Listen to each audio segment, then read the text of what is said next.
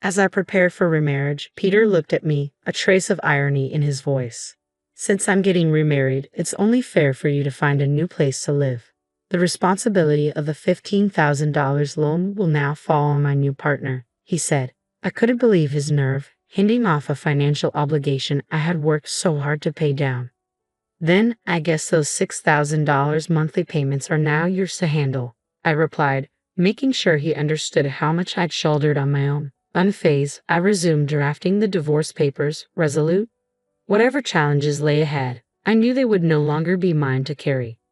My name is Sarah, a 43-year-old part-time worker and homemaker. Peter, my soon-to-be ex-husband, is 4 years older, and we've been married for a decade. We met at our old company when I was fully dedicated to my career with little thought for marriage or romance. But at 32, a friend urged me to switch jobs, which led me into a new chapter of my life. Shortly afterward, Peter, a senior colleague from my previous job, confessed his feelings for me. From the start, our relationship was seen through the lens of marriage. Despite my hesitations, we married 3 years later, largely due to family pressure. Peter's parents were very supportive, treating me like a daughter, which helped me settle into married life. A year into our marriage, we built a house together, a symbol of our shared dreams, despite the heavy loan and long-term repayment plan. In those early years, we were a typical working couple, supporting each other's ambitions and managing finances together. But 4 years into the marriage, just as we started talking about having children, Peter announced he was quitting his job to start his own business. A lifelong dream of his, he had hoped to become an entrepreneur by the time he was 41 and had been quietly making connections and saving for it. The news was a shock, as he had already resigned before telling me. It hurt to know he hadn't included me in such a major decision, especially since he expected my income to cover us during his transition. Shortly after launching his business, a family crisis struck. My father-in-law became gravely ill, needing extended hospital care. We quickly realized he wouldn't be able to return home without significant modifications to accommodate his condition. Though my in-laws insisted they could handle it financially, Peter unilaterally decided that we would cover the costs of all the renovations. I wanted to support my family however I could, but taking on all these expenses was daunting. Our household costs soared, and I found myself reeling under the weight of our financial pressures. Peter's business struggled to gain traction, with frequent contract cancellations and few new opportunities. His income had dropped sharply, leaving me to cover our living expenses and the substantial loan payments on my own. Despite the near collapse of his earnings, Peter seemed strangely detached, brushing off my concerns as if the problem was someone else's. As our credit card debt began to mount, Peter continued his nights out, claiming they were essential for building client relationships. With debt piling up and our future clouded by financial strain, I suggested we consider drastic measures, either sell the house or shut down the business. Peter, ever the optimist, waved it off, insisting we just needed to persevere. In reality, we were barely scraping by on my steady income alone. I was shouldering the full weight of our finances, while Peter remained oblivious to the seriousness of our situation. Discussing it felt increasingly futile, as he dismissed my concerns as long as bills were covered on time. Gradually, our conversations faded, and though I knew Peter was seeing other women under the pretense of work, I felt a strange indifference toward him. One evening, after I returned home from work, Peter broke our long-standing silence. Smirking, he tossed a piece of paper onto the table in front of me and announced with smug satisfaction, "I've decided to divorce you.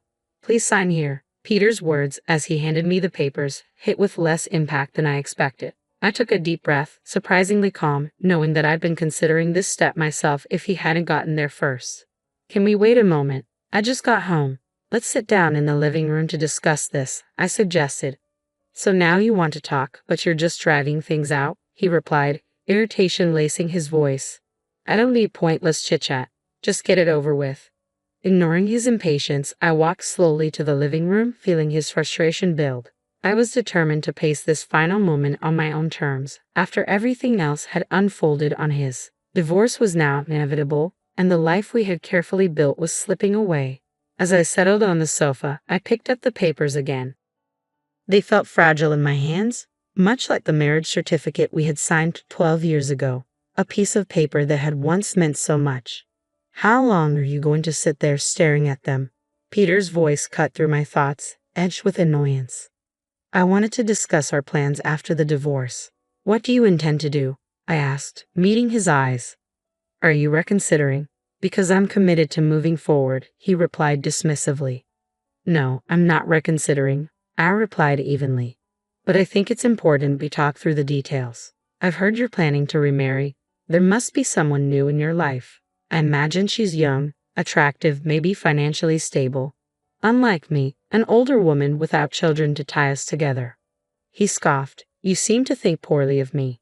Let's be clear. I have always managed our finances carefully, ensuring you never had to worry about a single bill, I said, my voice steady. Despite how much you've taken that for granted. In that moment, I realized that the person in front of me, once central to my life, had already become a stranger. The future I was about to step into felt clearer than ever. I believe I'll be better off without you, I said calmly, feeling an unexpected sense of relief. Honestly, this divorce is a weight lifted. I'll ignore your harsh words as nothing more than frustration from someone who's feeling defeated. There's no more to say, and soon, I won't have to see you again. Please be sure to move out by the end of the week. Actually, I'm leaving today. I can't stand listening to you any longer, Peter replied with a sneer. Oh, and in case you're wondering, my new partner knows about the debts. She's agreed to pitch in $1,000 a month for our living expenses. Should it be too hard for her, unlike it was for you? Once I signed the papers, I gathered the last of my things. I'm leaving immediately. The furniture can stay.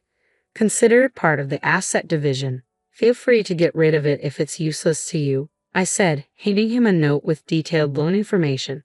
You might want to share this with her, I added, giving him a final, steady look.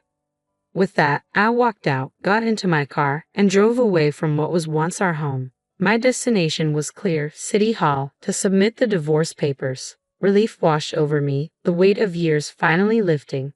As I drove, I realized how much sooner I should have made this choice, and how I'd wasted so much time worrying about him and the financial burdens he'd left behind.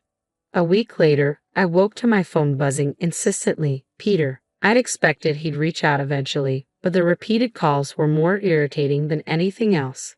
Finally, I answered. I decided to answer the phone. What do you want? I asked, trying to keep my irritation in check. I wouldn't be calling if it wasn't important, he replied, defensive. But, is it true what I heard about the $6,000? I sighed. I have no reason to lie about this. Are you expecting me to cover your debts now? Everything you need to know is in that note I left. I'm calling because I still don't get it, even after reading it, he said, frustration seeping into his voice. Taking a deep breath, I prepared to explain. All right, let me break it down. Besides the mortgage, there are other expenses. The renovation costs for your parents' home, the personal loan for your father's medical bills, the business loan from your venture, and all the credit card debt, all of it in your name. If it were just the mortgage, I might have managed. But there's far more, and now that we're divorced, it's no longer my responsibility. I told you when I left, there's a $6,000 monthly payment due, I reminded him. You spent money recklessly, and now it's catching up to you. Did you ever think about those payments? Well, now they're yours to handle, alongside your new girlfriend. Isn't that why you divorced me in the first place? Actually, she broke up with me, Peter admitted quietly. She said $6,000 a month is too much. I figured as much, I replied. Even someone with a high income would hesitate to take on debt they didn't create. Did your salary increase after you changed jobs? Yes, it increased fivefold, he admitted, but all that extra income goes straight to repayments. It was clear he was finally beginning to realize the weight of what he'd signed up for. I had no idea you were making that much, I said, surprised. If I'd known, I might not have suggested the divorce. It's not like you didn't know, he countered. You just weren't interested. After I changed jobs, you never once asked about my work or my salary. You should have brought it up yourself, I replied. You barely communicated even before you started making more. When you had little to no income, you still spent as if there was no limit. He sighed, frustration evident. Let's start over. Come back to me. I can't, I stated firmly. I finally reclaimed my freedom. But $6,000 a month in payments is unmanageable. Why don't we sell the house? You could use some of your income to pay down the debts, he suggested.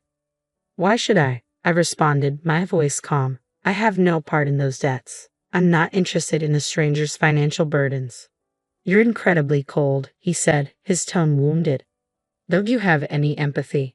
Maybe I do seem cold, I replied, but I've made payments on those debts for over 7 years. At first, it was for love, but then it was out of duty to your parents. You wanted the divorce. You chose this path.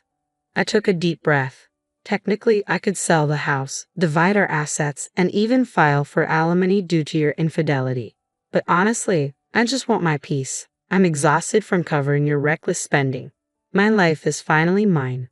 With that, I ended the call. After our conversation, Peter stopped reaching out. The relief was immense. I later learned he'd lost both his job and the house and had to devise a new repayment plan. Going back to his old job wasn't easy under everyone's scrutiny, and his loan payments remained a constant burden. His parents, unfortunately, had to sell their home and move into a retirement facility. Knowing they wouldn't have had to make such a difficult decision if we hadn't divorced, I decided to help. I assisted with their move and contributed financially to cover the entry fees, a small way to repay the kindness they'd shown me. I genuinely hope they can now find some peace, free from that financial weight. As for me, I've embraced a simpler, frugal lifestyle, and am comfortably building my savings. I'm exploring investment options to secure my financial future, and life with my new partner, whom I met after the divorce, feels fulfilling both personally and professionally. At last, I'm finding the happiness I had been missing for so long.